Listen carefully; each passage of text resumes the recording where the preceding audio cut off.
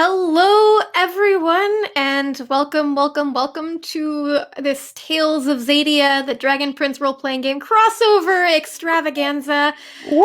I'm Mellie Doucette, Community Manager for D&D Beyond and Cortex role-playing over at Fandom Tabletop. I will be your teacher, your guide, your friendly, and maybe just a little bit deadly narrator on your ride into XADIA. And joining me, we've got three members of the incredible High Rollers cast, Kim Richards, Tom Hazel, Ree Gower. Super amazing to get to be playing here with you all today. Oh my gosh. Oh, so excited. Yes. Kim is actually going to be premiering a brand new character. We just revealed it on our social media today. It's super exciting. If you'd like to try this character out for yourself when you're watching this, or you just want to learn a little bit more about them, you're going to want to hop into our email newsletter, and then you'll be able to get on that today. There's going to be links in the chat going. And I've also brought along with me two amazing folks from our Roll and Keep stream over on twitch.tv/Fandom Tabletop, where we play a whole bunch of different Cortex games. First of all, the one, the only Vanessa Guerrero from the El Rey Network and Kicking and Screaming podcast. And from Nerdist and Geek and Sundry, the Improvised Generation, Ripley Improv, Aliza Pearl. Hey, Aliza. Hello. Tales of XADIA, for those of you who don't know, is based on the Emmy award-winning Netflix series by our friends over at Wonderstorm. It is primed by Cortex, and you can get yourself for free the intro rules, primer, the Lost Oasis adventure right now, and pre-order your copy of the full handbook. Again, links in the chat if you're watching live, and links in the description if you're checking us out in the future.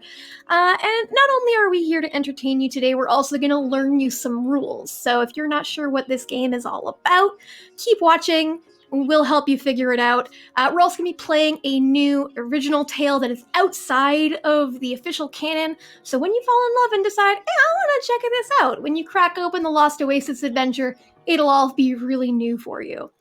We are going to be live here again, 12 p.m. PT next Tuesday, back on High Rollers. But you're going to also want to go to twitch.tv/Fandom Tabletop on Thursday at 1 p.m. PT for episode 2. Otherwise, you might be just a little bit lost. And there'll also be VODs hitting YouTube Wednesday on High Rollers and Mondays on Fandom Tabletop, so you can catch up. And I think that's maybe all the business. Did I miss any business? Well, I mean, that was the most professional intro High Rollers has ever had. Yeah. I was just saying Millie's professional. I got distracted. Mark, if you're watching us, we love you. I meant to every word. Yeah, Mark, step it up. But with all of that said, I think we should go ahead and jump into our game here. Let's do it. Let's go. Yes. Tales of XADIA takes place following Season 3. I won't go into too many details for those of you who aren't fully caught up, but there's an uncertain calm that sort of settled across XADIA with the Battle of the Stormspire concluded. There's a lot of work to be done, but for the first time in many years, peace with human kingdoms seems possible, and the future seems bright. But we're not in XADIA. In fact, we're nowhere really near anywhere of special importance. There's a small town northeast of Durin, not quite at the base of the mountains that make the border between the human kingdoms and XADIA, but close enough that it's only separated by a thick forest that is slowly kind of shrinking away from the town as the years pass and they harvest more out of it. This place wouldn't be important most days. You might pass through here on your way to somewhere else. You might have family that's been stuck here for generations. This might be where you get your corn from. But lately, there has been a bit of a commotion. And that much is obvious to the two of you as you make your way into town, Diane and Rothna. Diane, could you please describe your character to me and maybe a bit about why you are traveling through Durin at this time? So Diane, that's me, is a headstrong warrior with a spear who is a member of Queen Anya's army from Durin. So I'm kind of home. And I am wearing usual Durin sort of garb, so blues and golds, armor and things like that. He is a big fan of nature. He loves nature because Durin is full of nature and gardens and lush wildlife, and he's a bit of a herbalist. It's one of his skills, agriculture. I'm traveling with Razna, who I know some about. I know as much as I guess I can know about Razna. But yeah, I am hoping to one day visit Katolis in the future. I'm basically just reading the character sheet here. And that's kind of why I'm in this area at the moment, I guess. Yeah, absolutely. Kind of making your way. You were in Xadia for the battle. You're making your way back, and Routhna, a little bit different for you. You weren't at the Battle of the Stormspire. You're one of. There weren't a lot of Neolandian warriors that did not go to that battle, but you were one of them. And you are now traveling with Diane, who's come back. You are kind of connecting with some people in other places of the world. Could you go ahead and describe your character to us, and maybe, a bit about your personality? So Routhna is, she's a big girl. She's big. Think muscles, muscles on muscles on muscles, like my own physique right here, right now, as you can tell. You may not, if I took this top off, you could see, but Twitch terms of service. She's wonderful. She carries a mighty, massive broadsword. It's literally on the character sheet as items. Massive broadsword. Which is an absolutely beautiful and huge blade, and she is definitely the heart of the battle. She lives to fight and brag about her conquests on the battlefield, perhaps maybe in quite rude and at inappropriate moments. She's got bad manners, terrible manners, but she's very loyal, she's very proud, and she lives to fight alongside friends that she can trust. She's probably a bit disappointed that she wasn't at the big battle. So, yeah. Because I want to fight. Yeah, and it's interesting with that as well, Routhna, is that you were originally supposed to go. You ended up getting kind of swapped around with somebody else. So you have a friend who went to that battle. You haven't heard from them since they've gone. It's been a little troublesome, and you also haven't been home lately, but could you tell me who is this friend that went to the battle instead of you? Is it Trestle? Have I got the pronunciation of that right? So it wouldn't be Trestle. It'd be just somebody that you worked with at the Guard. So somebody else who would have sort of worked with you in the capital. Another warrior type. Can be anybody you like. You get to make this up. I'm throwing it to you. Ooh, oh no, the only names I can think of are real meme names from the Chaos Twins. Thanks, Ian and Tom. You gotta do it. You gotta do it. I'm gonna do it. It's gonna be Tomato. So, yeah. Okay. A noble and fine warrior and a fine guard. A very honorable fighter, and yeah, I miss them. I haven't seen them. I don't know what's happening. What's going on with them? Are they safe? Yeah, absolutely. So yeah, Tomato, your friend from the Neolandian Guard, who you haven't heard from. But hey, at this point, you're hopeful. There's lots of good news coming from that battlefield, and you're hoping for the best. But as you two arrive into town, you notice that things are a little busier than you would expect from such a small town. There's pretty much all of the guard that probably works in this town at all are all sort of moving around. They're in groups, they're talking to people, they're knocking on doors, and one of them, this is Durin. There are people in very similar garb to you, Diane, and somebody kind of catches your eye, notices you. Somebody that you served with in the past. Could you tell me their name and a little bit about them? Oh, geez. Their name. Their name. I've already taken is... Tomato, so You've taken the only good name. There are no other names than Tomato. Yeah, that's the one. His name is Albus Plumbus. Excellent. Oh, memes. And what's one personality trait you would give Albus? Like, how would you describe him in a word? Extremely intelligent. Oh, great! This very extremely intelligent guard, and he's kind of turns away from a door. He just got finished talking to somebody. Kind of gets closed behind him, and he turns and he sees you and Routhna. And first of all, Routhna, you are huge. Like Diane's a big guy. You're hefty, but Routhna is wow.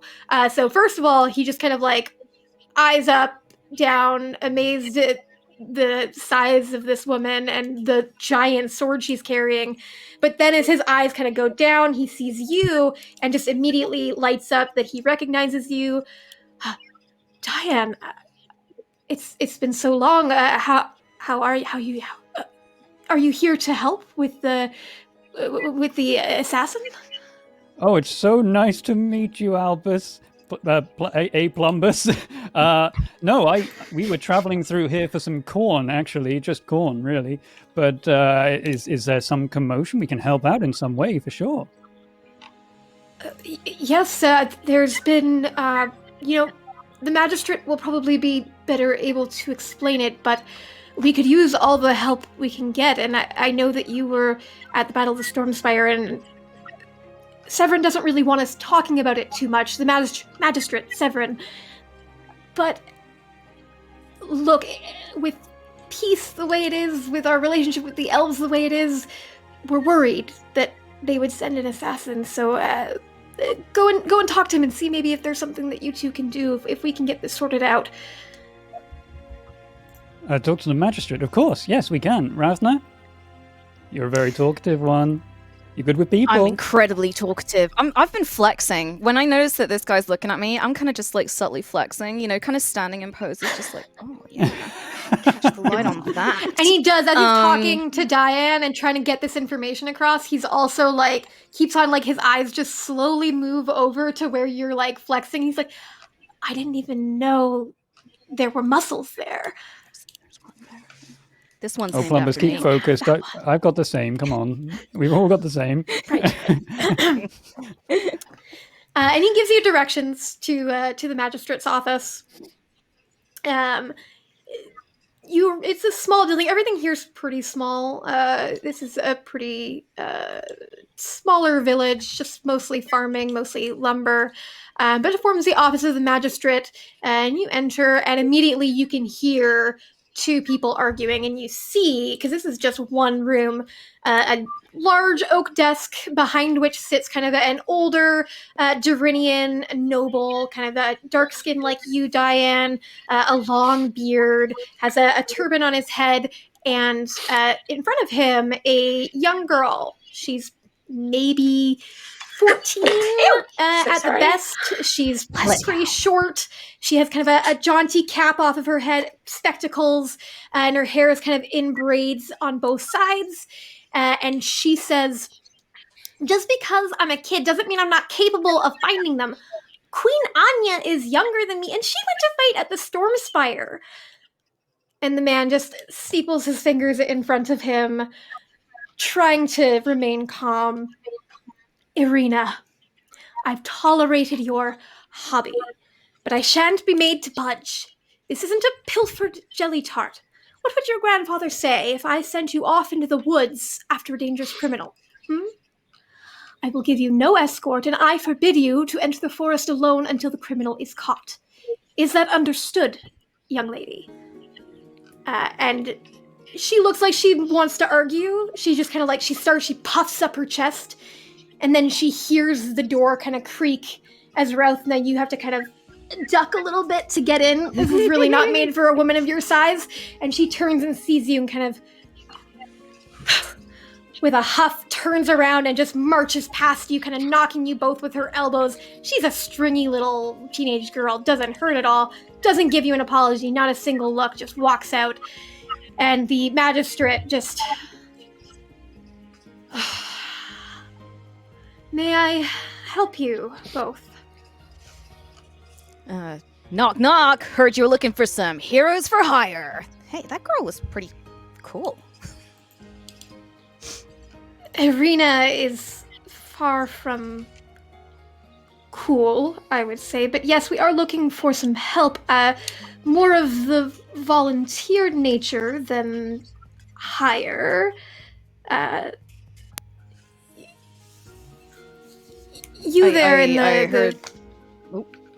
heard there was mention of jelly tarts. I will work for jelly tarts. They're really good on a cheat day, you know? Well, jelly tarts I think I might be able to arrange. My apologies, Magistrate Severin. He stands up, kind of reaches out to shake both of your hands. To whom do I owe the pleasure? Name's Ralthna. You might have heard of me. I'm a goddamn fighter and a hero. It's a pleasure Diane. to meet you. we Diane, yes, were you must speaking be with- one of the soldiers of the garden, yes? I am. Not sure about Rathner. I am. But yes, we were speaking with the guard outside, and they were talking of trouble. And Irina, was it? Seems to have some trouble of her own. Is this the sort of trouble you want us to help with? Yes, it's all the same trouble, I imagine, though those guards are not supposed to be speaking out of turn. It wasn't. You see- It wasn't. We didn't hear it from a guard. We heard it from someone else.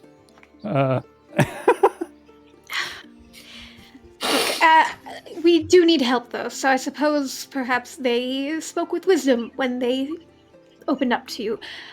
We apprehended a Moonshadow elf a few nights ago, fleeing the scene of what we believe was to be an attempted assassination. Surely. We know what those Moonshadow elves are capable of. Unfortunately, we underestimated them. And last night was the full moon, and they managed to escape. I suppose we didn't quite realize the extent of their power in such a time, and I spare a few guards I can give leave to follow, but with how tenuous things are between our kingdoms and XADIA, I'm a little frightened, to say the least. Well, okay, so a Moonshadow elf disappears on a full moon. It makes sense. They're powerful at that time, from what I've heard anyway. But if they may have escaped into the forest, is that what you were saying with Irina? We could maybe try and follow them in there. But again, once it gets to nighttime again, they're gone, right? Yes.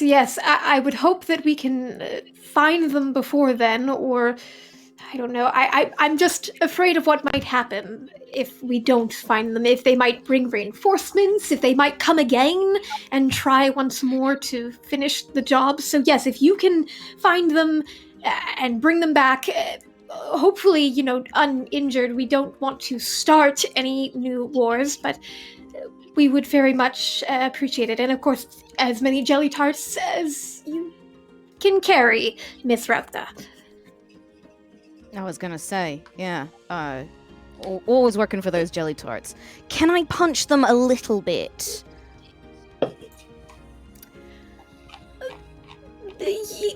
I'm Just a little. not going to. You are not under my command, and I cannot control your behaviors when you are out in the forest. But I would very much hope that we try to maintain our positive relationship with the elves as much as possible and come to some sort of understanding about what this is all about. Understood. Rathna, this is a zero punch policy situation, okay? Oh. Zero punch. All talking. Can I punch? You're delightful. Can I punch you? No. Can I punch no, you, Dean? Oh, no. come on. Fine. Punch a I really tree. prefer not. But we can look for this elf for sure. Excellent. Thank you. Deeply appreciate it. Please let me know if you find anything at all, any clues, any hints, or anything. Thank you. And takes his seat again, and dismisses you both. And as you leave, kind of stepping down back onto the dirt road, making your way, trying to figure out exactly what your next plan should be, between two buildings, steps out, the young girl, the teenage girl, Irina. She gets her hands on her hips, then points at you. Hey, I'm commandeering your escort. You're gonna be my escort. Because I know something the old man doesn't. I've got a clue, and you need me. So you're gonna bring me with you. Well, hang on a second. Firstly, you hit us on the way out and you did not apologize. Do it. If I apologize, will you bring me with you? Think about it. Rattler. Yep. We'll think about it. I mean, yeah. You hurt my feelings. I know you've got it in you. You can do it. I'm sorry. I don't believe it, but it's good enough. Yeah. Okay, question lead the way. 2. Wait, I'll lead the way. Question 2 for me, kid. That's not that easy. The old man promised me jelly tarts. What are you promising me? I promise you that I can find what you're looking for, which means that you will get the jelly tarts that he promised. I can't argue with that logic. Okay, fine. You can come along with us. Yes! But if anything goes south, you stand behind us, okay? Far too young for this sort of thing. Honestly, this is irresponsible from the start. It sounds dangerous. This is a terrible idea. But I don't know. It's a wonderful idea. We cut to Winda, Vanessa, and Eljal. Vanessa, you have been tasked with finding something by your brother Babukar, who is a Sunfire mage and a crafter, something that he needs for a spell in order to help Luxaria, something that's believed possibly to be in Durin, lost or stolen before the schism. And Eljal, you have been traveling with Benetta from Xadia. Could you, Benetta, describe your character for me? Yes, so Benetta's a super cool Sunfire elf. She has the golden headpiece that resembles a rising sun that comes up over her horns. She has the golden red tabard with shoulder plates, a lovely red cloak. She has her Sunforge blade, which I imagine she's kind of pulling out just a little bit, just to feel the warmth. I feel like her not being near the breach, her not being home, she's very susceptible to the cold, so she's just using the heat of her blade just to keep herself a little bit warm. She's very proud of where she's come from, very proud of her home, and how she's been raised. She's very much she sees herself as very much like a knight, like the pride of Luxoria. She loves that. She loves being in battle, being a warrior. That's what she lives for. She loves it. Love it. Excellent. And Eljal, Aliza, could you describe your character for us? Yes, Eljal is a Moonshadow elf. So kind of slender, pale, white-haired, long white hair with little elf little mini elf things and cool elf ears. Wearing some sleek, like dark greens and blues, kind of light armor, brown boots, carrying two. I always refer to them as switchblades, but they're small swords that are kind of like switchblades that you can kind of switch around. And they go by they, them pronouns, and that's Eldal. Excellent. And traveling with you, strangely enough, these two elves are being guided by a human named Winda, being played by Vanessa. Winda, can you describe your character for us and kind of tell us why have you come to be guiding these two elves? Yeah, so Winda is a human. She's got tan skin and she's like shorter in stature, but like she's happy to be small because it means she can like slip in and out relatively unnoticed. She carries a pretty heavy-looking crossbow with her, and she's pretty sarcastic in a way that it's very much something to like remain detached because she hops from job to job, and she's guiding them mostly because she's decided to explore the wilderness. She's grown tired and dispassionate of her homeland, especially ever since King Florian died. So Winda's out to explore and experience everything new that there is to offer. Awesome. So yeah, you guys are traveling. You've crossed the border. You are well within the human kingdoms, but you're still sort of in kind of. You're heading to at the base of the mountain. It's full of trees. You're just traveling through this forested area, which is thankfully, Winda. This is your domain. Eljal, even you're pretty comfortable in a forest setting. Although at the same time, Eljal, the last time you were through these parts was on a task that you didn't do too well on. We don't want to dwell on that, but and you guys are traveling through, trying to make your way into Durin. And Winda, as you're all traveling, you're keeping your eye out for signs of any danger. There's lots of wild animals in this area. They're not as dangerous as the ones back in Xadia, but a pack of wolves is a pack of wolves. And you notice just some kind of strange markings starting to appear on some of the trees, some places where the tall grass has been very obviously, to you anyways, parted in a way where clearly something has been going through here that's not, large enough to be sort of a bipedal or a quadrupedal animal, something that seems much smaller, more person-sized. Okay, can I do like a brief temperature skills check of what's in the area? Yeah, absolutely. Let's go ahead and let's do a test.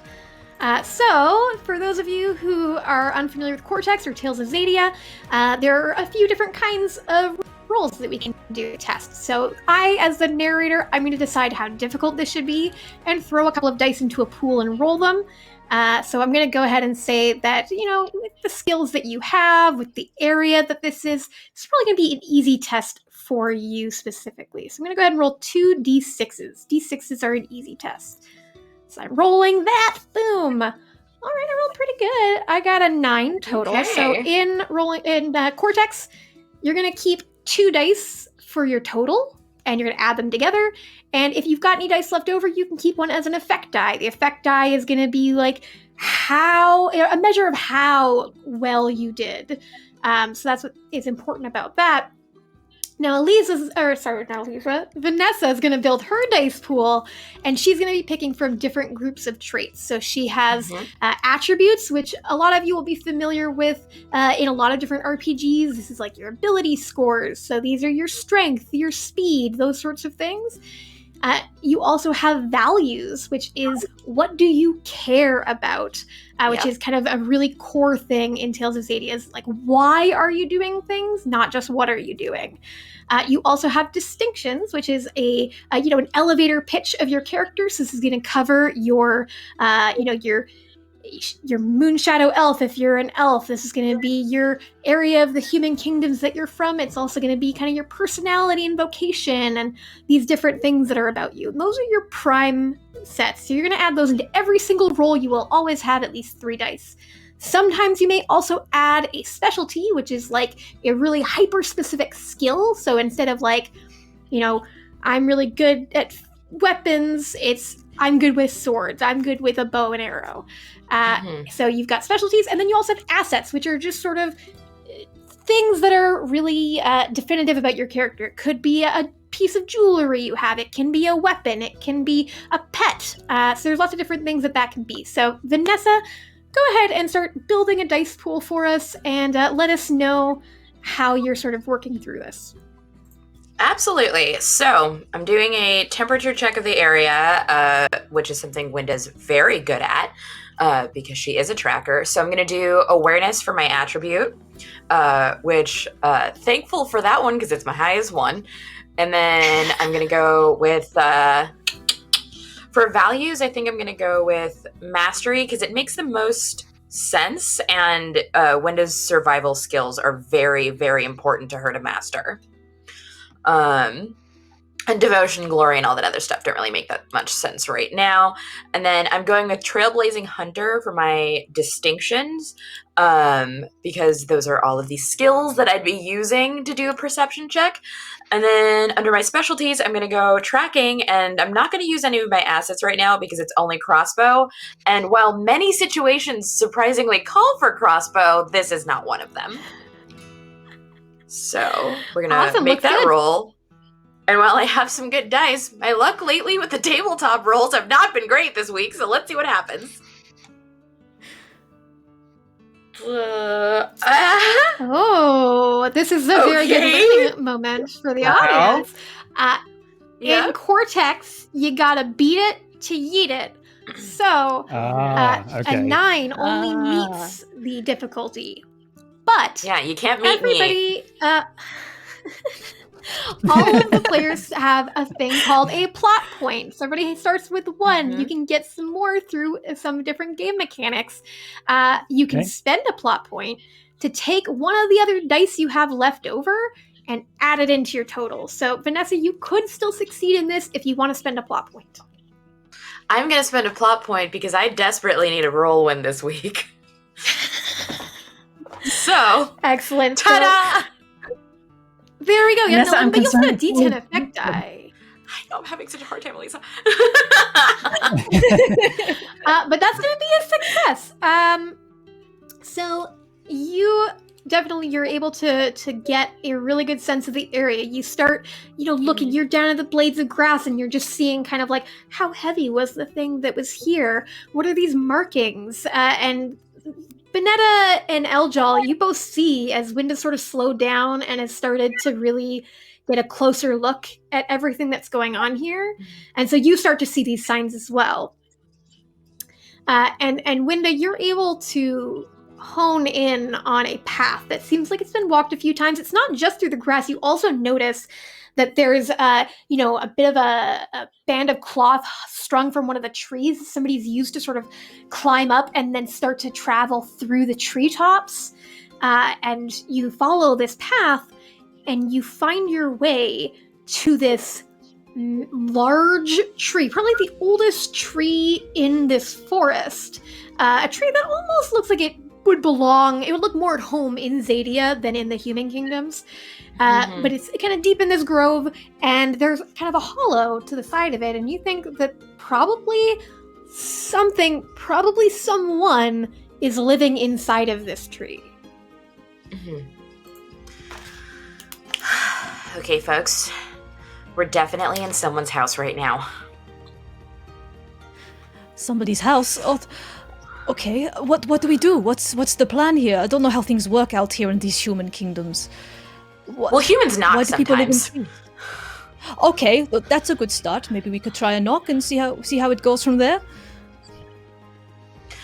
I mean, it's better than an ambush. They clearly know the area much better than we do since they're living in a hollowed out tree, so... Any takers as to first knock? I'll do it. Eljal just has no hesitation, just strolls right over. Yeah, just... Excellent. You go, you give a knock on kind of the side of the tree hollow. You wait a bit. You're a pretty controlled person, so after a while when a bird just flits off from the tree, it doesn't make you jump. Just sort of waiting, and you hear nothing from inside. No one's home. I think we should just see what's inside. Yeah? Good enough permission for me. Okay, let's give it a go. Okay, I try the door. Yeah, there's no door. It's just kind of sort of the tree hollows. Sort of, there's a crevice that you can sort of slide through, and then it opens up, and the inside of it is pretty like wide and sort of hollowed out, probably from some like old rot from long, long ago. So you get inside here, and it's this wide space that is just covered in garbage. Mostly garbage. There's, handkerchiefs thrown in a pile, a whole bunch of them. There's empty pie tins. There's some like mirrors. There's a discarded comb. There's a whole bunch of different papers and ledgers and things. It's just almost like a horde of random junk. I can see why they didn't want any visitors. Yeah. It's a unique living situation, I suppose. Is this how all humans live? Is this what humans do, or is this? I don't know. I don't know what it is. I mean, like me and this one human and another select few, but like, good enough percentage. Probably shouldn't. Well, I see you. At least no one's Interesting. home, so we can start looking around. Okay. Can I use my Sunforge blade and maybe use it as like a light source to try and help everybody else see? Yeah, absolutely. So what we can do here is you can create a test-created asset. So I'm going to have you roll a test here to see how much you're helping, as opposed to causing maybe any issues. So this is me. I'm going to do 2d6 again, keeping it pretty simple. I got an 8. So go ahead, Vanessa, walk us through building your dice pool. Okie dokie. So let's see. I can use an awareness dice. I think she'd be pretty good with that. Let's see. Liberty, devotion, glory, justice. No. Let's see. Can use her. Would her swordplay specialty maybe help with this? This wouldn't be her sword play. That's very much for using the sword in its intended use as a sword, but you can definitely use a Sunforge blade asset as a D8. Okay. Which is still pretty good. Yeah, I'll pop that in. So I'll use the awareness and the Sunforge blade. Let's give that a go. Okay. Oh, you actually get more dice. So let's pop back. You can clear that. And we're going to head back and build a little bit more. So you still get those 2 dice, but you're also going to get a value and distinction. Those are always in every roll. Cool. Okay. Let's see what we got. Mastery. Sword mastery. Maybe. Yeah, that works. Especially your value statements. All these values have statements as well. So for Vanessa, that mastery is my sword is as hot as my temper and it will not slip my grasp. So you're very attached to this sword. Nice. Yeah, and then you can pick a distinction as well. And so with distinctions, you can go with it as it is. You can pick one of those distinctions. If you think, oh, you know what, either this is going to cause a problem, or maybe you're thinking mechanically and you're like, I'm gonna maybe mess myself up right now, cause a problem in order to give myself a plot point, because you can hinder these distinctions, which means you're saying, this is going to cause a problem for me. So you've got one, for example, called Fickle Luck. You might use that sometimes, be like, you know what, I got bad luck today, I'm going to hinder that. You change your D8 to a D4, and you get another plot point. Or you just take it as a D8, and you say, nope, my Fickle Luck is hopefully good today, and you take your normal D8. Oh, I'm tempted to create a problem. That's real over. It sounds so tempting.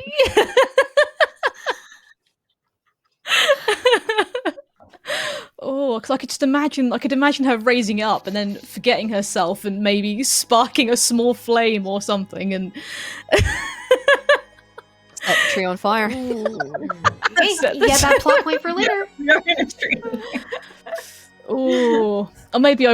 You will get a plot point. No, it's not bad. I would get a plot point. And you might still succeed, so it's not guaranteed to be a problem. True. It's just more likely. Yeah, Let's do it. Yes. All right, I'm out of it. Yeah.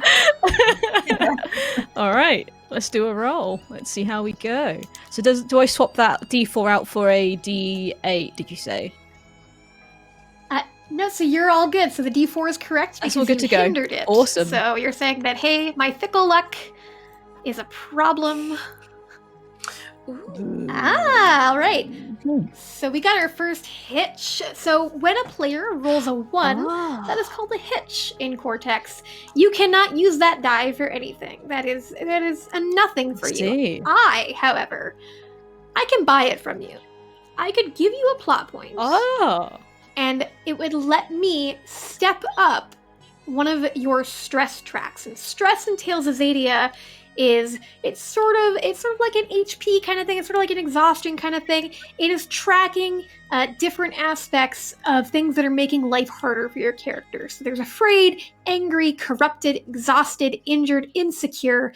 So I could definitely buy that hitch and give you a stress. And I think, I feel like I should. I feel like I'm going to do that. So you're going to get another plot point. So you're now up to 3 plot points. I activate this hitch because I'm going to go ahead and say that as you get this light going, and it's great light, you're really blazing it up, you start to kind of just see other things in this pile that's just making you a little bit uncomfortable. Give you a D6 afraid. And I want you to tell me what you might see in all this stuff that would make you a little put off. Ooh, what would she see? That's a good one. Maybe like an elf horn, perhaps. Something that, it's just like, what? Like, this is messed up. Okay, yeah, sure. You see just this singular lone elf horn, one piece. It looks pretty old, but it still, you look at it and it's unmistakable that didn't come from an animal, that came from an elf. That's weird. But you succeeded. Unfortunately, you got only a D4 effect die, which means that you've created an asset that you can give to somebody. But it's just going to be a D4 for them. Okay. So let's throw it to Eljal. As you know, you've got this light going now. You're able to sort of make out more of this area. You start to notice. You don't see this horn right away, but you do notice. There's some drawings and stuff sort of scattered around, and you can see some of the writing on it.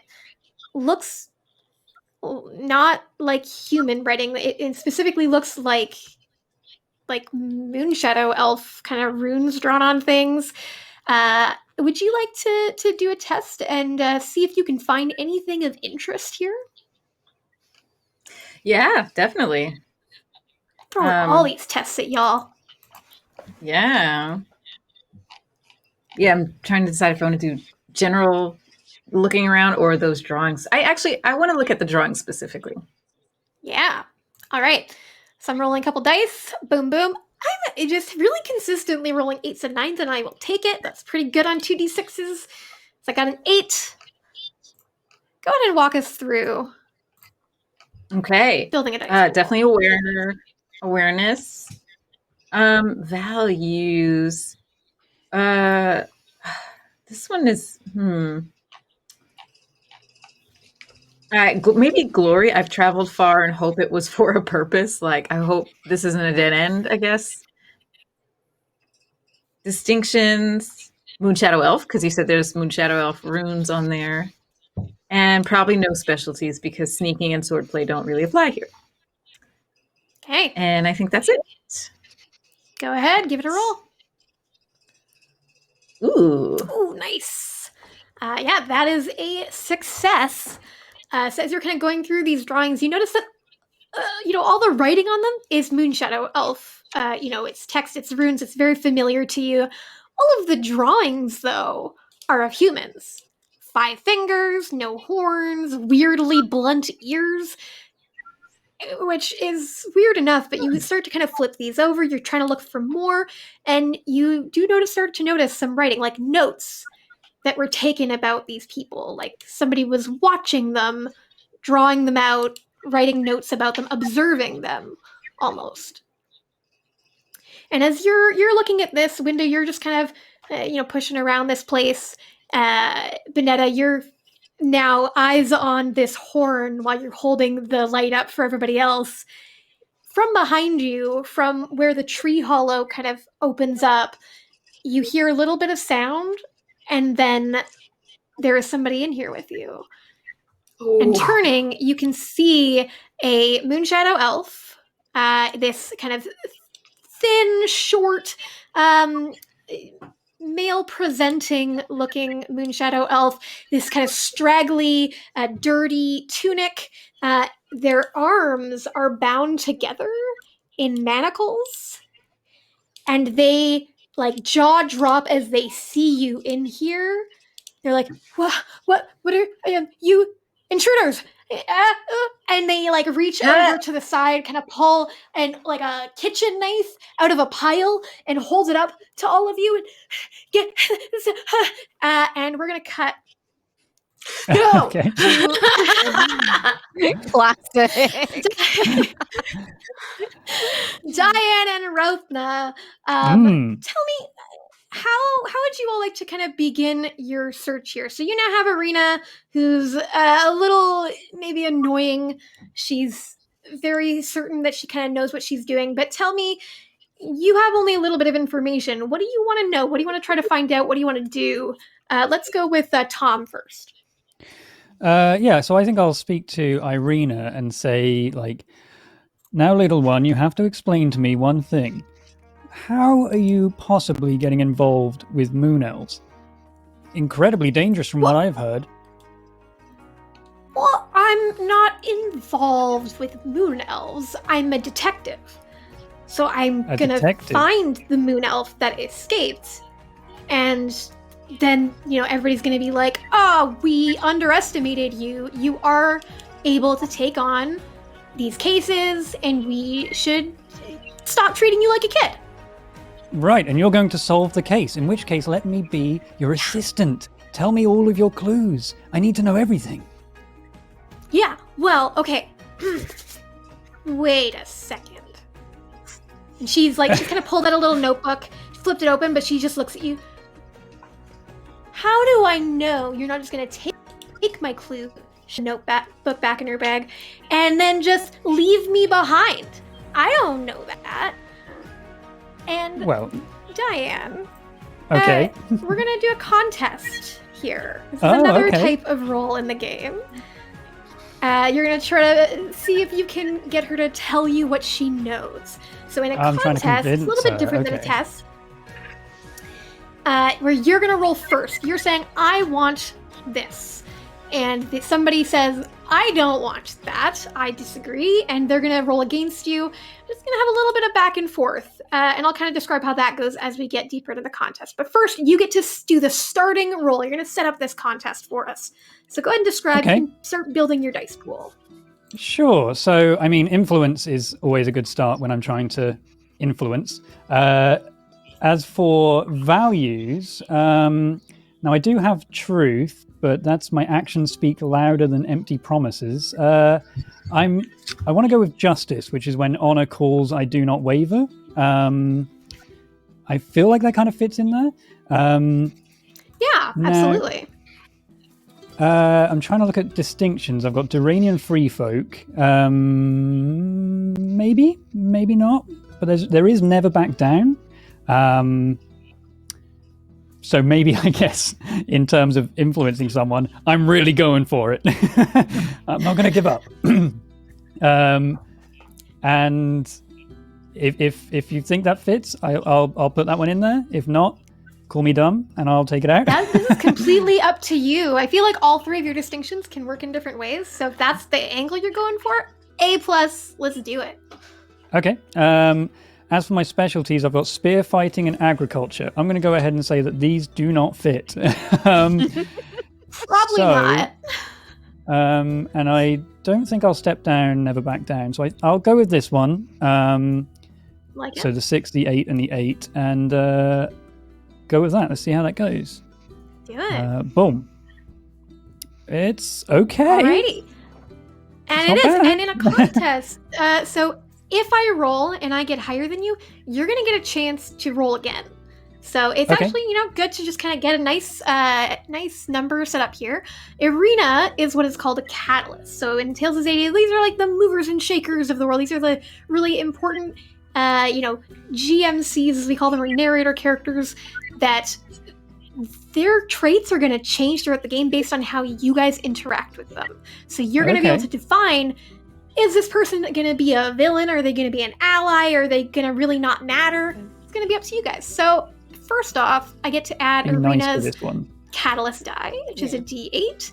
And this is going to be her glory trait, her value for glory, which is a D8. This is her stubborn investigator distinction. Mm-hmm. And this is going to be her street smarts specialty. Oh no, they all sound She's good. trying to You're in size you up, trying to make sure that she's getting exactly what she wants out of this situation. So I'm gonna roll those dice. Oh wow. Ooh, Okay. perfect. Okay, so I got a 10 compared to your 8. So currently she's winning the contest. Here's what the next step is. You have a choice. You can go ahead and build another dice pool. It can be the same dice, or you can change it up if you'd like to as kind of the situation escalates. If you want to change tactics. Or, instead of rolling again, you can give in. When you give in, you get a plot point, but the other person gets what they want, but you define the terms of that. So if it was like, oh, I want to push Diane off a cliff, and you gave in, you're saying, okay, I got pushed off a cliff, but I'm like hanging on the precipice. That sort of thing. Okay. This isn't quite a push off the cliff situation yet. If you roll though, and you don't defeat the difficulty, it doesn't mean that like you've gotten what you wanted, she got what she wanted. None of that has happened. She's just given you stress, so it's made it harder for you to get what you want. But like basically, she didn't decide she's not going to tell you, but you didn't make her want to tell you. So losing and giving in and winning, they're just all these different things. So would you like to roll again, or do you want to give in? I think I will try again, and I'm going to pick slightly different things this time. So influence isn't working. How does spirit sound? Like, what as a stat would spirit be? Yeah, spirit, it's your kind of your gumption, the cut of your jib. That's Right, what this okay. is. Okay, I think I'm going a little bit more aggressive with my convincing this time round. And also, I have devotion. I find passion and heart in everything, even battle, and also convincing children to give me their information. It doesn't say that on the character sheet, but you can pretend. They should basically add it. I think just put that in 10. Yeah, exactly. And she is Iranian, isn't she? This Irina. So Sorry? I think is she Duranian? Is she from Duran? She is, yes, yeah. Okay. Well, I do have Duranian free folk. It's the same dice, but I'll go with that this time. Yeah, I like it. And again, I'm not going with spear fighting just yet. So I'll go with these 3 dice: 8, 10, 8. See if I can beat a 10. Okay. Maybe. We'll see. Oh god. Oh. Oh. Oh. Very nice. Okay. Huh. So, I mean, I could try to have her go up against that again. I don't like her chances. She doesn't want to get stressed yet. So, I'm going to choose to have her give in. So, what's going to happen? A, you got a 16 compared to her 10. That means you got a heroic success. A heroic success happens if you beat a difficulty by 5 or more. In this case, your effect die would step up. So in this case, I'm going to go ahead and let you use that effect die to create for yourself an asset that you can just bank till later, so you can, when you want to use it. But it's going to be a D10 Irina's Clues. Okay. Because she's giving in, okay. and she's going to tell you some things. So anytime in a future scene, until you decide to use it, you can say, I'm going to use this clues thing. It's a temporary asset, and you'll be able to throw that in your dice pool when you think it benefits you. Okay. But another thing that happens, because you won this contest, is that Irina's catalyst die steps down.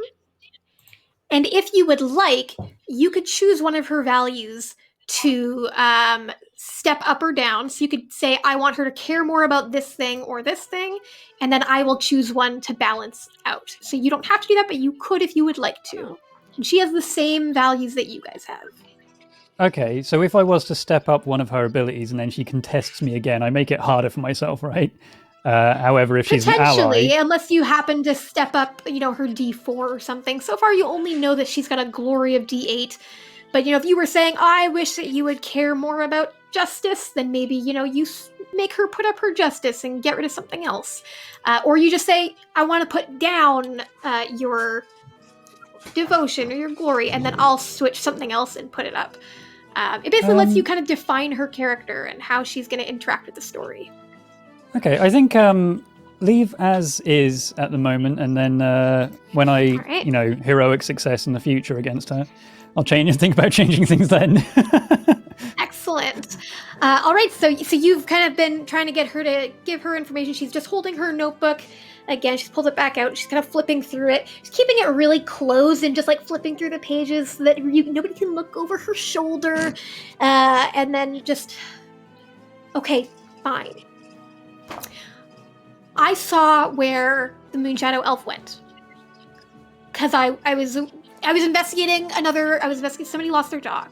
I was investigating their dog going missing, and I saw the elf run out in the forest. I know what direction they went, and I didn't go really deep in the forest, but I went far enough to sort of see the direction, and then I went and talked to Agatha, who was the one who got attacked, and I got information from her,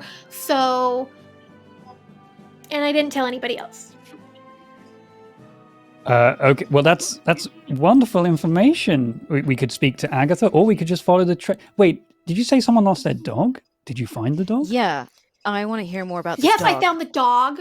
Okay, good. Okay, yeah, good. I found the dog believe this in you. morning, because I found the dog on my way back from the forest to go and tell Severin that I was going to go into the forest and go find the Moonshadow Elf, and then he was like, no, you can't do it, and then you guys showed up, and now it's now, and you're going to bring me into the forest with you. Is that where we're going now? Are we speaking to Agatha? Have you spoken to Agatha already? Well, I did, but I feel like we could just go after the Moonshadow Elf, but if you really, really want to, if you don't trust that I have gotten all the clues, then you're wrong, but... Well, what if you tell us what Agatha said? That could save time. Get to the punch-in faster. No punch policy. Well, she said she was attacked by a big elf, and she fell unconscious, and then she kind of got back to conscious, and she went to the door, and then she saw the elf go north towards elf. the forest, and then I went and looked at the alley there. Yeah, and in the alley there was a thing that they dropped, and it's she goes into her bag and she pulls out this little bit of teal fabric. They dropped this. Okay, okay. It's a Moonshadow fabric. Yeah, I've seen Moonshadow elves wear this.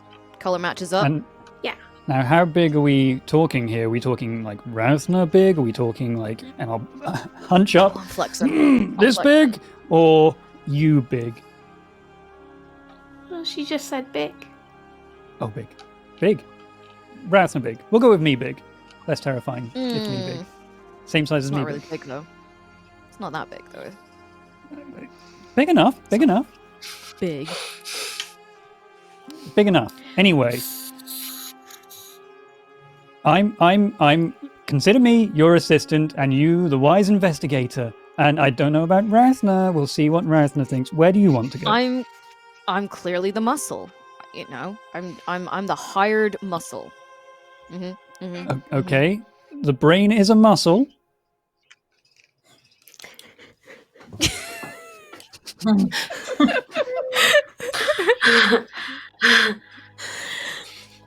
Excellent.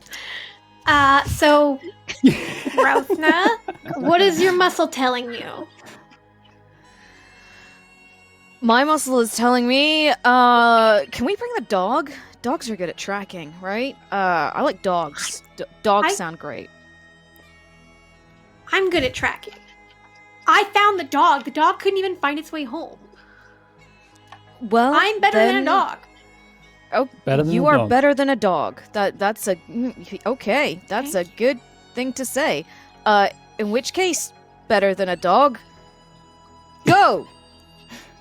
Fetch. That's Moon not Shadow how we- Elf. Okay. What? And she just kind of starts to go off, walking towards kind of and keeping a little trying to keep to the sides of buildings before you get to the forest, trying not to really be seen by the guards who might want to stop her. The two of you, nobody bats an eye at. And we cut back to held at kitchen knife point by a manacled man, Shadow yeah. Elf. Winda, Ooh. Vanessa, Eljal. What would you like to do? I immediately turn and just say, "Hey, it's okay. It's okay. Calm down."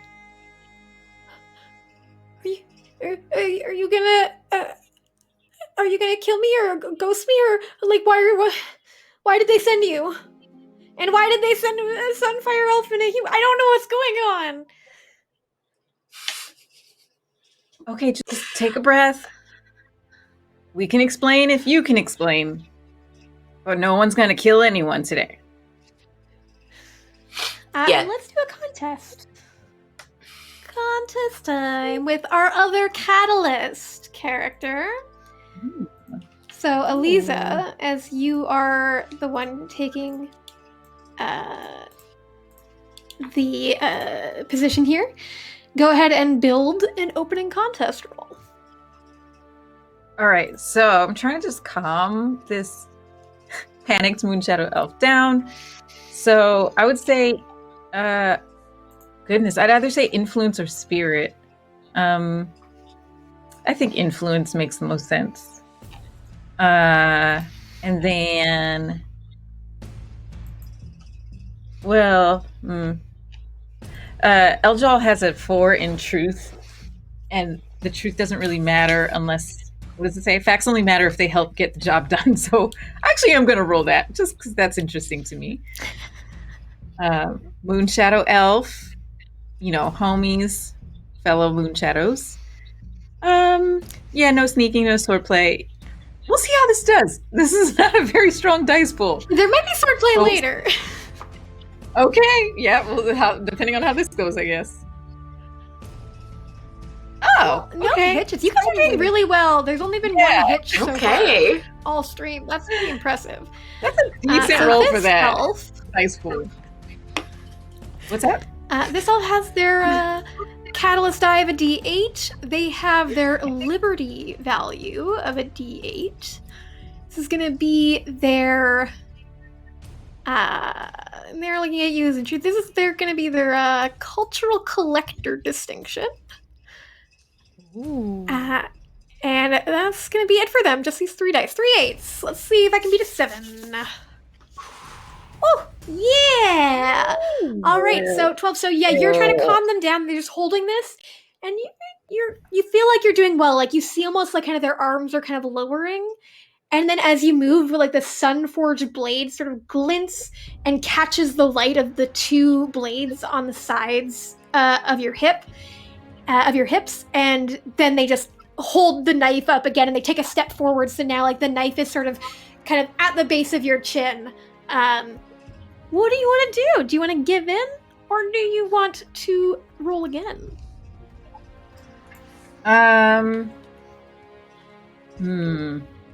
If I roll again, it's not going to be trying to calm down anymore. That's for sure. I think I will roll again, just for funs, Ooh. Yeah. Yeah. Love it. Ooh, and can I Okay, provide an so I'm gonna- assist? Ooh. You, so helping, I need to remind myself, because we were playing a different Cortex game recently, I need to remind myself how helping works in Xadia. So, Aliza, start building your dice pool, and then we will Okay. double check on this. Okay. All right, so I'm going to use agility and mastery and still Moonshadow Elf and swordplay, because I want to basically what I want to do is either like escape this position and draw my sword on them, or just draw my sword on them, and now we're both at each other's throats. Okay. And if you'd like to, Sarah, are you going to use the swords on the sides, or you also have your sword staff, which you have an asset for as well? Right. I'm sorry. I think I misspoke earlier, because I was thinking of Rayla on the show. She has 2 sword staffs that are like the switchblades. My character just has one on the character sheet. That's what I was talking about. So just that one sword staff. That's all I got. But it's got 2 blades. It's pretty cool, pretty scary. Also, would not want to. So go yes, against that's that. what I would. Vanessa. Yes, so that means you get to can I add that add to your that? dice pool as well. That's right. Yeah. Okay. So Vanessa, when it's not your turn, you could spend a plot point to give somebody else a d6 asset, or you can step down one of your values by 1 to step up that same value in the other person's dice pool. So you could step down your mastery by 1. That'll be till the end of the session, in order to step up Eljal's mastery by 1. Okay. Eljal, do you feel like you could use the assist? Nah. Okay. We'll say that when someone needs it. Save it. Yeah. Okay. I have a pretty good dice pool going. Yeah, that's right a here. strong pool. That's a meaty pool. Yeah.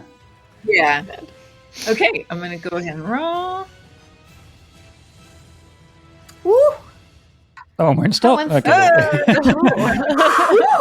Ooh, Wow. just.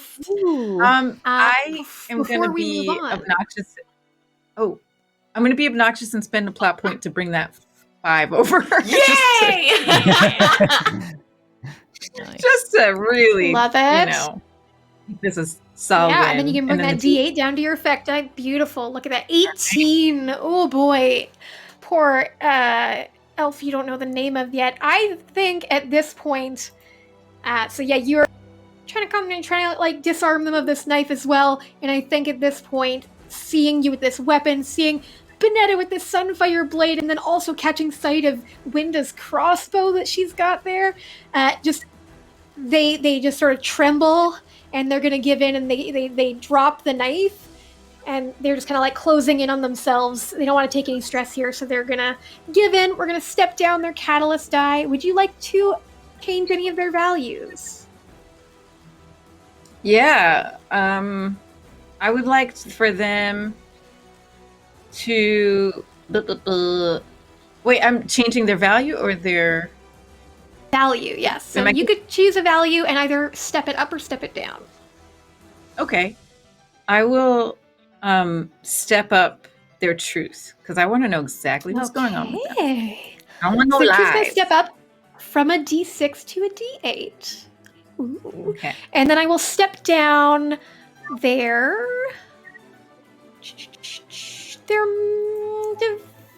devotion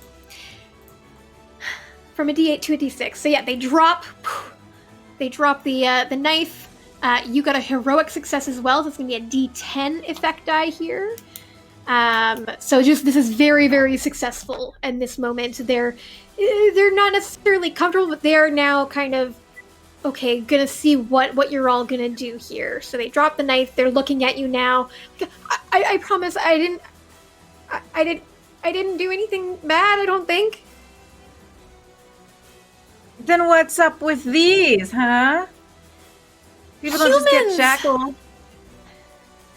They saw me and they said that I did a bad thing, but I didn't do it. I mean, I took some stuff, But I didn't think anybody was using it. Like, this is all stuff they threw away, so I thought it was okay if I took it. The Finders Keepers policy. Yeah! I look at Winda and Bonetta and say, how do we want to handle this? I Find out mean, what they're doing. I might have a bias. In Me that too, I find a lot to of the be stuff that I keep. Well, how did they get here? Why are they living in this tree? It doesn't make any sense. What's they doing here? That's a good point. We should probably ask those questions. Yeah. Care to enlighten us, new friend? Yeah, what are you doing here? What are you doing living in a tree? How did you get here?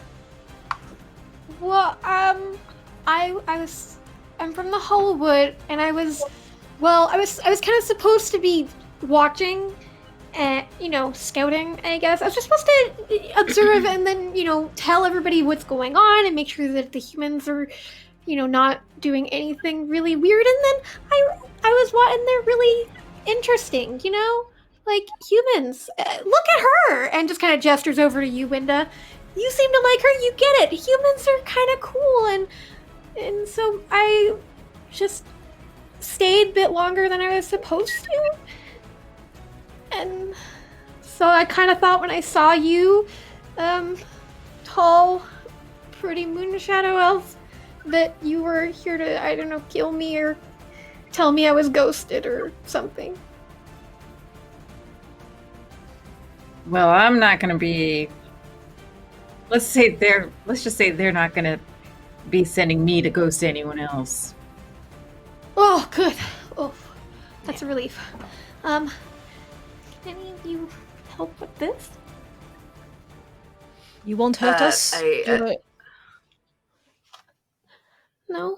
I promise I won't. I promise. I swear. Okay, I'll take my Sonya Forge blade out and use it to melt the shackles. Heck yeah! I just... oh. Sorry, it's very hot. Sorry. That's okay. Oh, it feels so good. I've been in those for days now. Oh my gosh. I don't know why they arrested me. I wasn't... They said I was an assassin. I'm not an assassin. At least not a very good one. Yeah, to be honest, you don't seem to have the demeanor of an assassin either. No. I came back because I was just gonna... I was just gonna get my stuff, the stuff I really wanted, and then also probably the notes that I took so that it looked like I was actually doing what I was supposed to be here doing, and then I was gonna go back home because I'm pretty sure they're following me. And as they say that, you hear some voices outside as we cut to Irina kind of leading Diane and Routhna through the forest and kind of like pointing out similar fabric that's kind of been tied to some branches, some places where the exact same things Winda pointed out, the places where, grass has been parted, and you find yourselves in front of this massive tree with this little bit of a hollow you can see on the side that you could slip into if you were probably not Routhna or Diane sized, but that Moonshadow Elf could probably get into. Well, you said I could punch a tree, Deanne. Can I punch the tree? Is this the tree that needs punching? I don't see how punching a tree... Hang on, so the trails lead here? That doesn't sound right. This is a tree. Unless the tree is the... Are you an assassin? Yeah. Tree? Can't Moonshadow Elves morph into trees or something? I'm sure I heard of that once. What? Oi! Oi! Okay, maybe this is a punch a tree situation. That's the thing. I think maybe you guys should keep it down, because if the Moonshadow Elf is up in the tree or like in the tree, you can kind of see there. There's a bit of a... She's kind of explaining how there's this hollow, and you can sort of see where, obviously not even just one person. Looks like a few people have recently come through here towards that hall. Should probably be a little bit quiet, because they might have reinforcements. Quiet? Okay. Quiet, Rousner. Quiet. And inside the hollow, you can all hear Routhn's booming voice. I should be quiet? Quiet, inside voice. Inside. Inside voice. Okay, inside voice. No, okay, you're loud inside too. Okay. Right. Knock knock? Is that You want me to how knock we're the gonna do tree? this? Ralph Sure. is gonna bang, bang, knock the tree. You go charge the tree, knocking at it. Inside the tree, what are you doing as the whole thing shakes? Winda's kind of looking around, less afraid and more just curious. Is Knock, that normal? knock. Does your tree normally do that?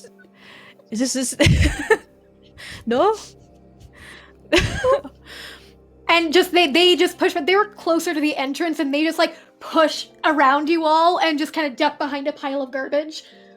I think they're here for me. Are you gonna help me, or are you gonna give me to them? Please don't give me to them. They don't feed me very well. They just give me bread. No, we won't give you to them. No. Vanessa will start making her way towards the entrance, maybe try and take a look to see who's there. Okay, you kind of peek, and as Routhna, you're kind of doing this knocking thing, and kind of getting closer to this hollow, and you both meet eyes. So, Benetta, you look up and you see this massive Neolandian woman, just super tall, super buff, and Routhna, you see this Sunfire elf, very well built, but more lithe, and could probably be a little dodgy. Looking up at you from inside this hollow. What do you two do? Rousner, get back, elf! Wait, sun elf? This Not is what a we're sun looking elf. for. We're looking for a moon Vanessa, elf. Sun, moon, different. Different times of day entirely. There is no moon elf here. This is where I live. This is my house. What are you doing here? Get out of my house. Now wait a You live minute. in a Our top tree. investigator said the trails led here. Are you sure about that? Yeah, I Yes, don't this is think my- this is your color, Sun Elf. And just holding up this scrap of Moon Elf fabric. That's my handkerchief. What are you doing with that? Give that back to me. I've been looking for that for days. I need that. I'll try and reach out and grab it like a little arm. Just She's trying to keep it from you. How much do you want to grab this fabric? I also want to stop her from grabbing it. yeah, she's just trying to snatch it. Yeah. Yeah, she pulls back. This is a clue. This is evidence. You can't have evidence, and shoves it back into her bag. Evidence for what? What are you looking for? We're looking Well- for an escaped prisoner. Attacked someone in the And town you should nearby. know, harboring a criminal is also a crime. It's a crime. But what if they're not a criminal? What if you are severely misunderstood? What if you're giving away that you do know where this moon elf is? What if I'm not? But what if you are? It stands to reason that you do know where this moon elf is if you're defending them so much. Maybe we just like hypotheticals. Who's that? Yeah. Wait, there's more Winda of you? pops her head out. How many people are in the street? Run! Run!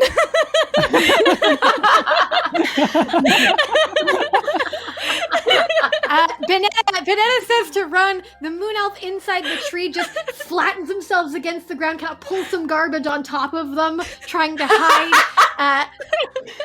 Winda, Eljal, what are you two doing as Banana tells you to run and you hear this argument outside? There's nowhere to run. There's only one entrance, right?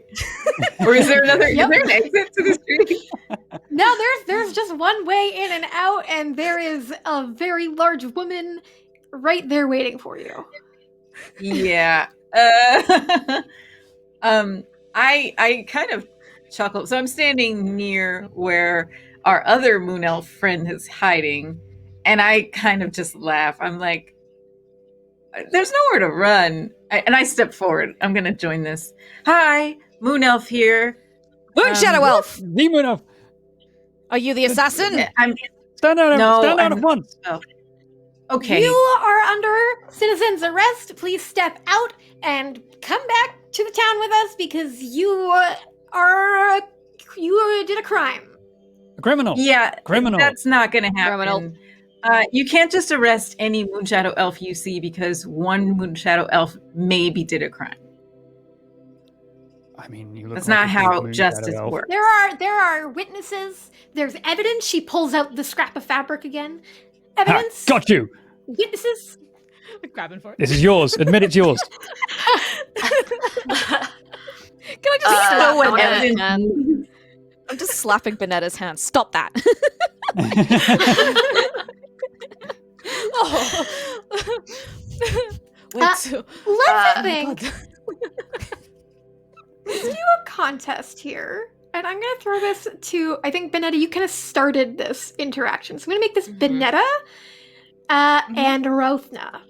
Interplayer Oh, contest. Oh, here we go. So You going down, clown? we're going to start with Rothna. You're going to set the difficulty to start with. So Okay. describe to me, if you win this contest, what you want to have happen, and then build your dice pool. Okay. So as we're kind of just having a little slap fight, I guess I just kind of want to actually maybe get to the point where I just grab Benetta's wrist and I guess not detain her, but just kind of make sure that she's not going to start running or pulling for swords or anything like that. Yeah, sort of grappling her a bit. Yeah, so I'm guessing strength would be a good place to start. Oh, yeah. And also, I'm wondering. Benetta currently has stress. She has a D6 Oh. afraid. So if you think that your action here is aided by the fact that she's a bit afraid right now, you can add that D6 to your pool. Okay. Ooh. I mean, I reckon so. I mean, Ralthna is probably pretty intimidating, right? So is that just if I just add a? Just trying to see where. I Yeah, can so on the add it. top right, you'll be able to open a little dice panel and you can drag and drop a 6 over into the top of your pool. Yeah. Got it. And then I'm thinking in values, perhaps mastery, because it says I'll sharpen my sword and do crunches all day if it means victory. And I feel like some of those crunches and presses and stuff like that will contribute to grip strength. Yeah, and that's you're also mastery. against somebody who's also pretty strong looking, so it's no, I'm gonna best you. Okay. I'm just looking at the Ralthna's distinctions. So I've got Neolandian Traditionalist, Royal Guard, and Blunt Braggart. I'm kind of tempted to put Blunt Braggart in there because it just has the line "I can do better," and I just feel like that kind Yeah. of swagger right now. Absolutely. So how do I action that?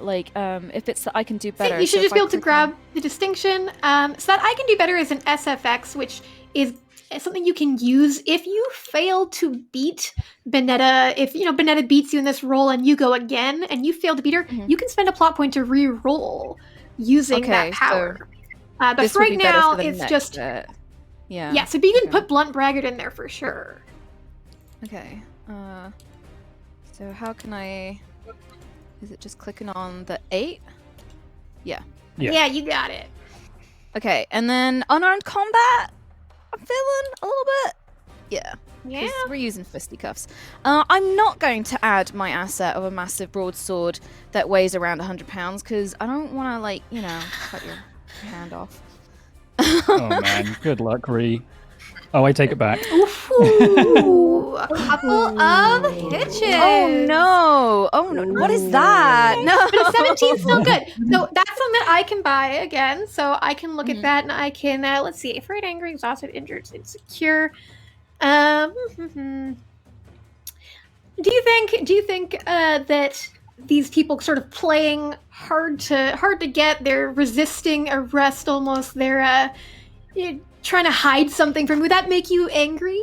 Or would it make you exhausted with this whole situation? I think angry because like I'm a straightforward warrior. Like I fight on battlefields where you know who the bad dude is, and in this situation I don't really know what's going on. These people are lying to me. It's annoying me. It's making me mad. Like Love it. Yeah. So I'm gonna go ahead. I'm buying the hitch. So I mean, I can buy both hitches with 1 plot point. So you get a plot point, and I'm giving you a D8 of anger stress. So you're getting pretty worked up here, but a 17's a very good roll. Vanessa, Routh is trying to grab you, trying to keep you from moving around. What do you want to do, and what do you want out of the contest? Okay. I feel like Vanessa. Does Vanessa have the heat being ability? So can she make herself hot to touch? You're gonna burn me. You can. So if you do that, so that's one of your SFX on your Sunfire Elf distinction is heat being. You can add a D8 angry stress to yourself. So you're gonna get a little angry, and then you'll get to step up your agility and your strength for the rest of the test contest rounds, the contest in this case. So your agility will be a D10, your strength will be a D10 for the rest of the contest. Whoa, okay. Yikes. That's awesome. That's a pretty cool Yikes. mechanic. Nice. Yeah. Awesome. Let's You do gonna that. Yeah. Heck We're gonna win this so one. it's pretty good. I love it. So you get a D8 of anger. So she might be able to use that against you, but you're going to get those other 2 stepped up. And go ahead and build a dice pool. You also get to add in Routhna's D8 of anger. Oh, I'm okay. weird. So Get to use it against weird. her. You're wriggly. It's annoying. let's see, how do I add these? Is it two D10s and 3 D8s? So you still only add either agility or strength, but now for the rest of the contest, they will be D10s instead of 8s. So go ahead and you can start on that top right panel. You can open the little dice module and drag and drop an 8 into the top of your dice pool. Okay. That'll give you that 8 from Routhna. Cool. Nice. And once you've added an attribute to your pool, you can click on it in that dice section and click a step up button. So you'll be able to step that up to a D10 once you add your agility or strength. Awesome. Okay, I'll add. I think this will be her strength kicking in, for sure. Yeah. I'll step that up. Cool. So how do I step it up? So you should be able to click on it in your side panel where the dice pool is, and then you can. There's 3 little a little up arrow, little down arrow, I believe.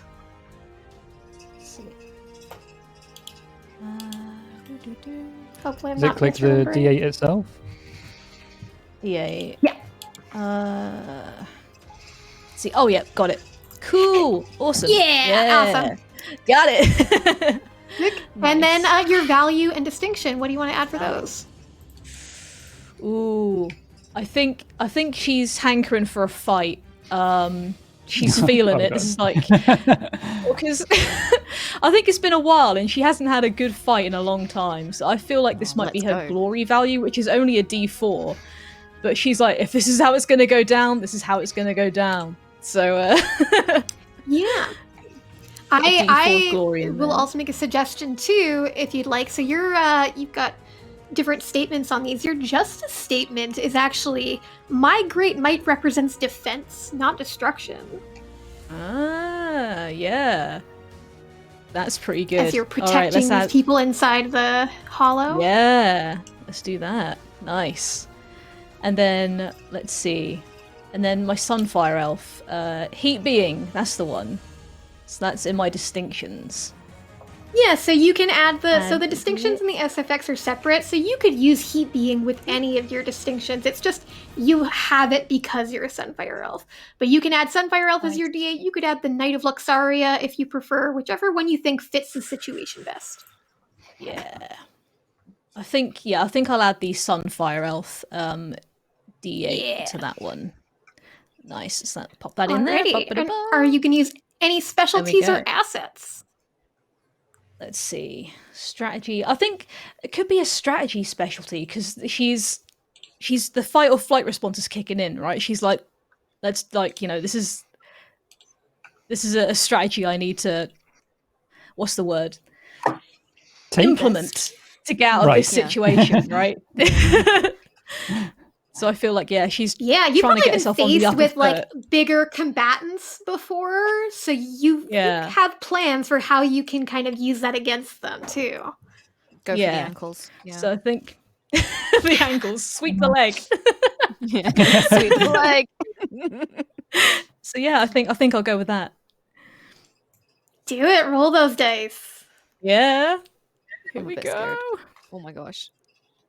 There's a couple of ones. Oh. So you could still succeed on this. You can spend a plot point and drag your 6 over to your total if you want to. Oh. Yeah, let's do that. Okay.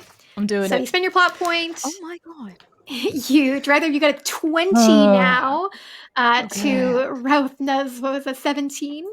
So that's a success. You do have 2 hitches, though. I'm going to buy those. So take a plot point, and I'm going to step up your afraid to a D10. So you have D10 afraid now.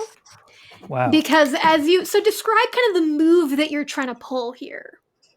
Yeah, so I imagine that as Roughna's hand's coming down, like Benita's she's gonna just tense up, watching the hand come down and just be like, "Don't touch me," and then just engage like the flame on her body. Like you watch like her skin like crackle with almost like lava, like with like the golden flecks of fire coming through. She's just she's in fight or flight response. She's ready to do one or the other. Nice. So you get this heat going, but as you sort of like get this going, you see Routhna still this like, confidence in her. She's also angry. She's not afraid yet. So, this is a fight. Routhna loves a fight. And so you do get a little bit of that fear still settling in that like this usually will stop a human in their tracks. Yeah. And it's not stopping this one yet. But Routhna, you can decide you can give in. And you'll get a plot point, and you'll kind of, within your own terms, lose. Or you can roll again and try to beat a 20. Yeah, I'm gonna roll again. I ain't backing down. Oh,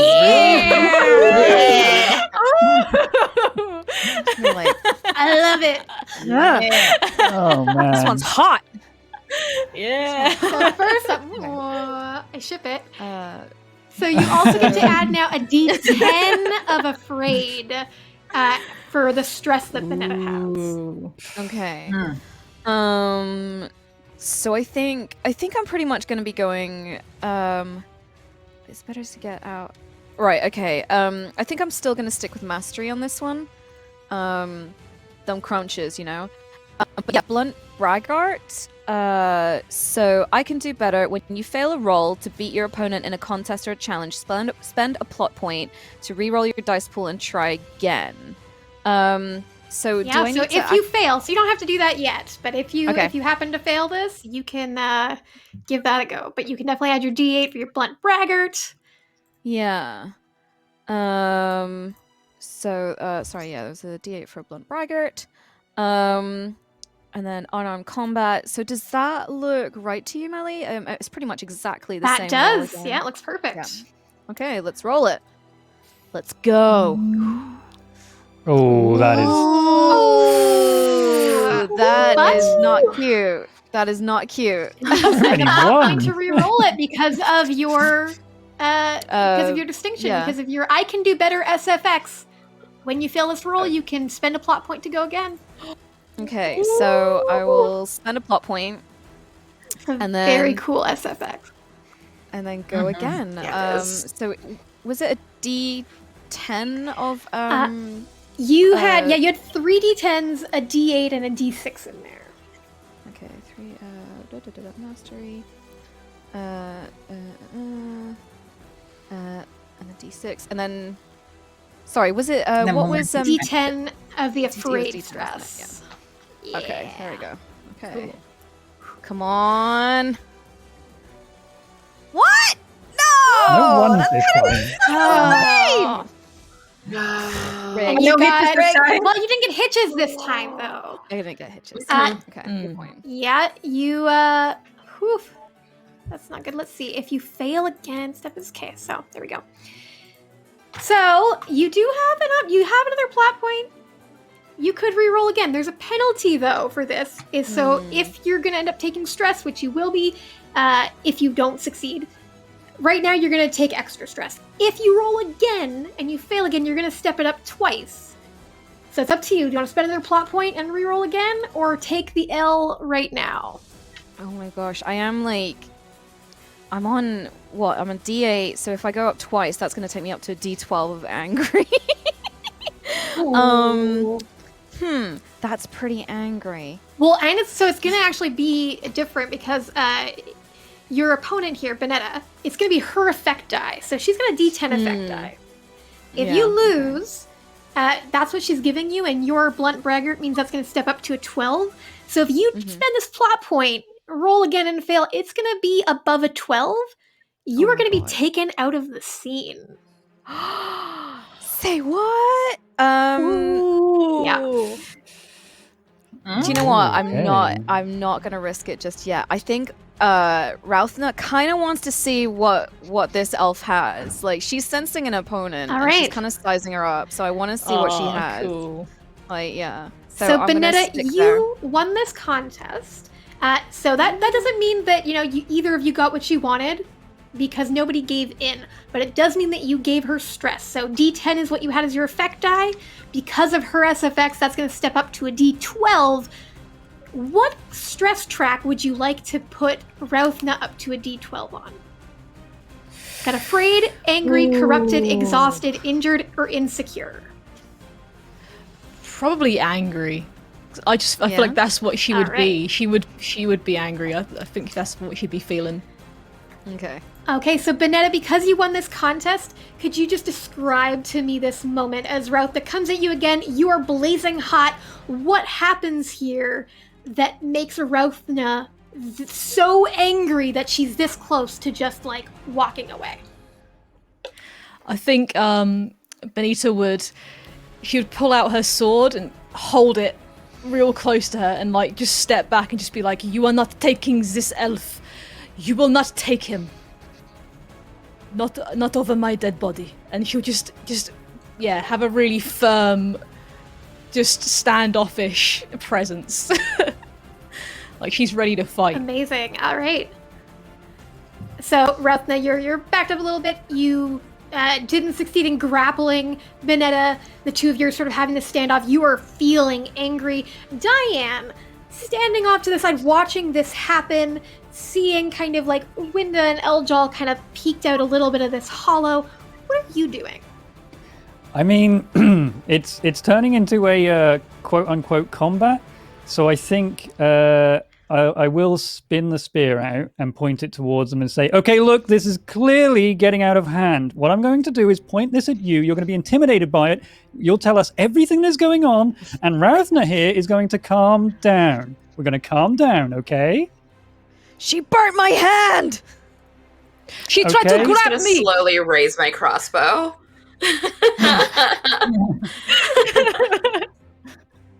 No, I said be intimidated by the spear. Intimidated by it, not point stuff back at me. That's not how this is meant to go. Okay, don't shoot it. Don't shoot it. So, Mexican standoff happening right now. Rauthna, Benetta, Diane, Winda, Eljal, what are you doing? Where are you at? I'm still, I have stepped forward, so I'm standing slightly behind where Benetta is. I'm not going to reach for my weapon. I just want to see how this plays out. Okay. So then I'm going to turn to Diane and Winda, as now you two are having a bit of a face-off.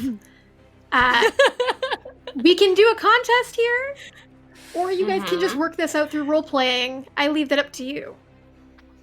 I'm going to be nudging Irina behind me, like, no, don't, stay behind me, stay behind me. You go to nudge her, she's not there. Oh. Okay. Lost the kid already. So, Rip. looks like things have swayed in my favor a little bit. So Well, I'm just gonna say you could put down the spear and we can talk things out, or I can continue raising this crossbow, and you can find out how many arrows I have.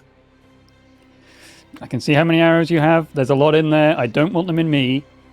I'll It's put a the number spear between down. 1 and 30. Okay. It's quite a lot. Lower it. I'll lower it at the same time. 3, 2, 1, go.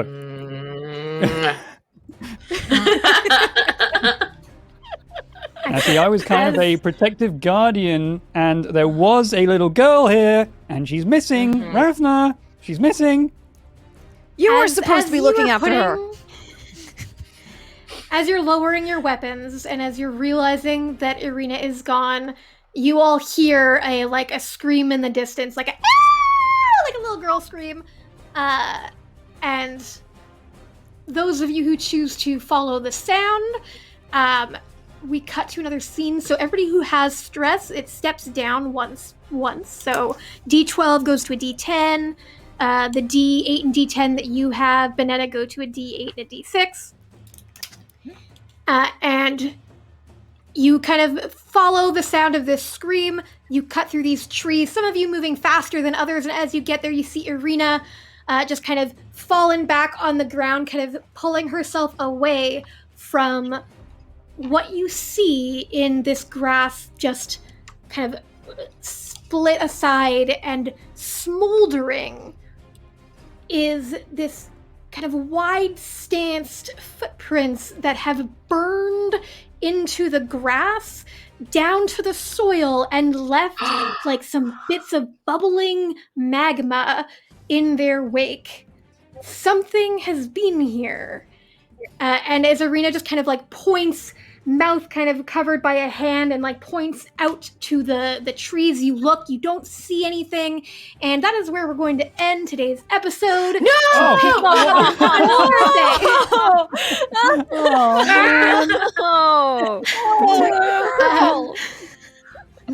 Thank you all for watching, for joining us. Thank you for playing with me, you guys. You were all amazing.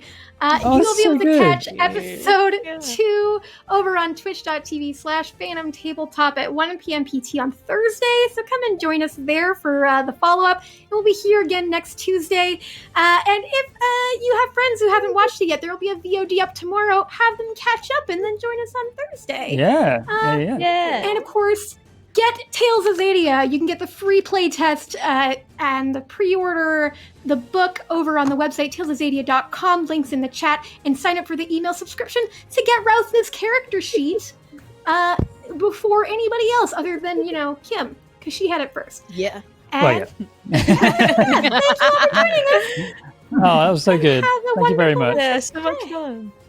Yeah. Goodbye, everybody. See you guys Thursday. Thank you. Bye. See you Bye. Thursday. Bye. See ya.